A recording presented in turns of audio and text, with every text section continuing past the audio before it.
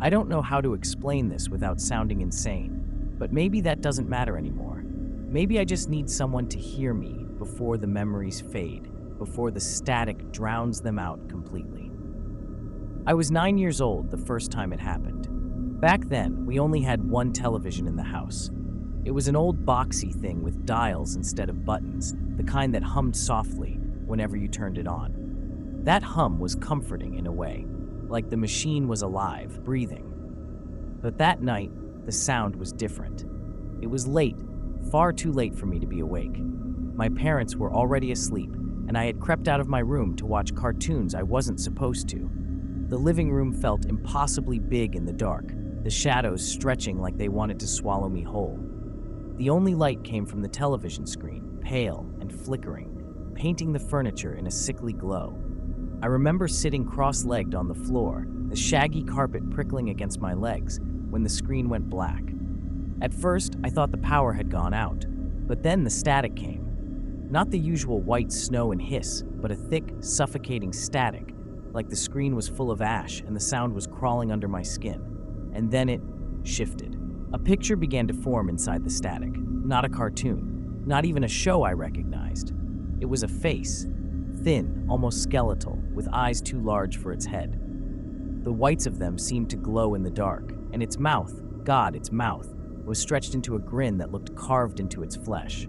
I froze. I wanted to scream, to call my parents, but no sound came out of me. The face leaned closer, its features sharpening, until it wasn't just a face anymore. It was a whole figure, crouched low like it was trying to crawl through the glass. And then it spoke. Not in words I could understand, but in a sound. A crackling, broken noise that seemed to come from inside the walls, from the wires, from the very air around me. It didn't belong on the screen. It didn't belong anywhere.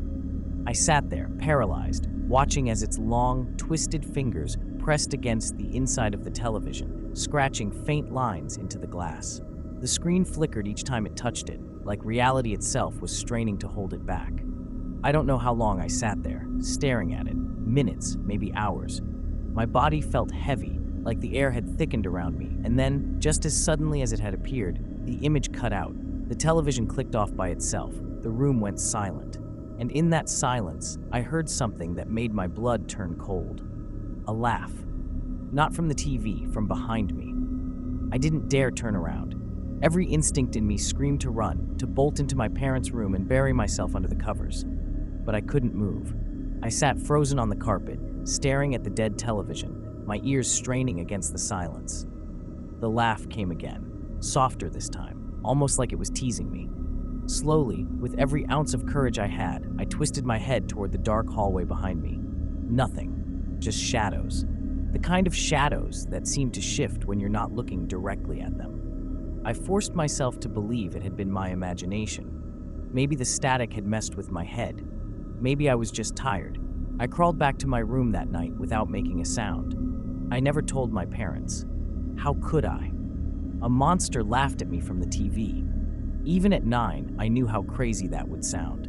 For a while, I managed to convince myself it had been nothing more than a nightmare, a vivid, waking dream. But then it happened again. Not the next night, not even the next week. Months passed. Enough time for me to lower my guard. One evening, my dad left the television on while he dozed off in his recliner. I was alone in the living room again, the only light spilling from that familiar screen. And then, without warning, the static returned. That same suffocating, unnatural static. I froze, my stomach twisting with dread. The image started to form once more, pulling itself together piece by piece like a puzzle assembling in reverse. The face, those bulging, glowing eyes, that jagged mouth, and then the body, crouched in the same unnatural position, like it had been waiting the whole time just for me. This time, I didn't sit and watch. I scrambled backward, knocking over the coffee table. The crash woke my dad, who jumped to his feet, angry and confused. But when he looked at the screen, it was just regular static, harmless, empty snow. I knew what I'd seen. I knew it wasn't just my imagination, and worse, I could tell the thing knew me. It leaned closer to the glass, and for a brief moment, I swear its lips moved around something that almost sounded like my name. After that night, it got harder to sleep. I kept the covers pulled tight over my head, convinced I'd hear that laugh again if I let my guard down. Sometimes I'd wake up and swear I saw faint flickers of light under my door, like the television had turned itself on without anyone touching it. One time, I did get up to check, and I wish I hadn't. The living room was dark except for the glow of the screen, but there was no show, no cartoon, not even static, just a deep, endless black. Like the television wasn't broadcasting anything, just showing the void. And then, from that void, two white eyes opened. They blinked, and the voice came again, only clearer this time. Broken, distorted, but unmistakable. Let me out. My dad swore he never left the TV on that night. My mom told me I was dreaming, but I wasn't. I know I wasn't, because when I turned the television off, the reflection in the screen wasn't mine. I tried to stay away from that television after that night. I begged my parents to move it out of the house, to throw it away, anything. They laughed, said I was being ridiculous. To them, it was just an old TV. To me, it was a doorway, one that was opening wider each time. But the thing is, whatever was inside that screen, it wasn't bound to the living room anymore. I started to notice it in other places. At school, I'd catch glimpses of movement on the static-filled TVs wheeled into classrooms. A shadow crouched in the corner of the image, just out of sight.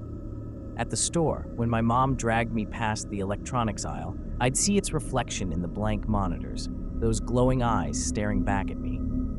And at night it got worse. I'd wake up to the faint buzz of static, even though the television in the living room was turned off.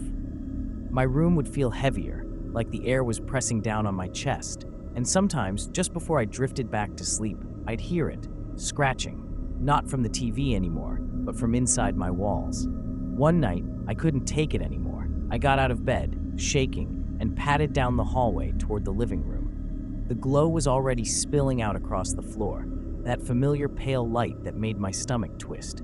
The screen was alive with static, but this time, the figure wasn't inside the glass. It was half out. Its long, skeletal arms were already reaching into the room, its body twisting unnaturally as it forced itself through a space it was never meant to fit.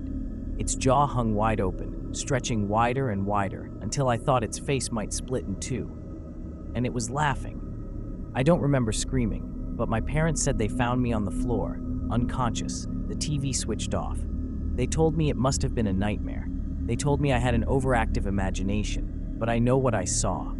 I can still feel the way the floorboards vibrated under its claws as it pulled itself closer. We moved houses not long after. My parents said it was for work, but I think they knew something was wrong, even if they never admitted it. I thought I'd escaped it. I thought leaving that television behind would end it all. But I was wrong. Because now, years later, I'll be walking past a shop window or scrolling through channels late at night, and there it is, waiting, watching. Its grin pressed against the glass, patient as ever. And sometimes, when I'm alone in the dark, I hear the static. Not from a TV, not from a radio, just in the air around me. Growing louder, closer, until I swear I can feel its breath on the back of my neck. I don't think it was ever a show. I think it's something else, something older, something that doesn't need a screen to find you. And if you're still listening to me, if you're watching this right now, do yourself a favor. Don't look too long at the static, because once it notices you, it never forgets.